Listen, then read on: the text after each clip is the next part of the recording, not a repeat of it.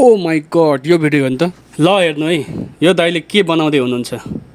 2026 अब 2026 पनि लाउँदैछ है साथीहरू। नयाँ साल स्टार्ट हुँदैछ। अब के बनाउँदै हुनुहुन्छ त 2026 मा। ल हेर्नु के बन्यो। यो शिवलिङ्ग जस्तो पनि छ हैन। त्यस्तै त्यस्तै लाग्यो है मलाई त। हेर्दै जाम, भिडियोमा रहिरहनु है साथीहरू।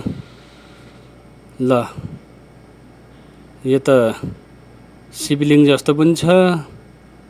अब एउटा मसला कुट्ने सिलौटो जस्तो पनि देखिन्छ। के बन्दैछ त।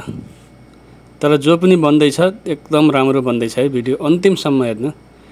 तर धेरै राम्रो बनाउँदैछ हुनुहुन्छ यहाँ दाइले। तर बन्दै चाहिँ के छ। ओ के हो यो, के हो यो, अलि मैले अर्थ पाइनँ। के चाहिँ बन्दैछ त। ए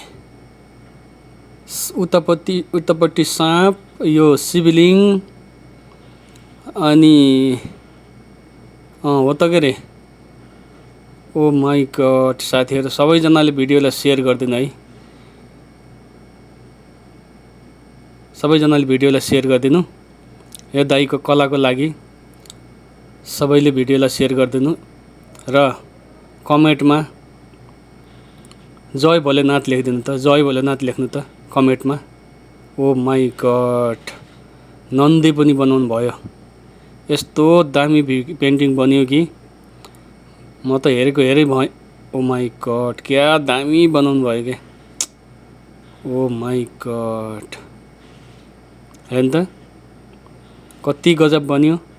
यो दाइको कलाको लागि सबैजनाले भिडियोलाई सेयर गरौँ।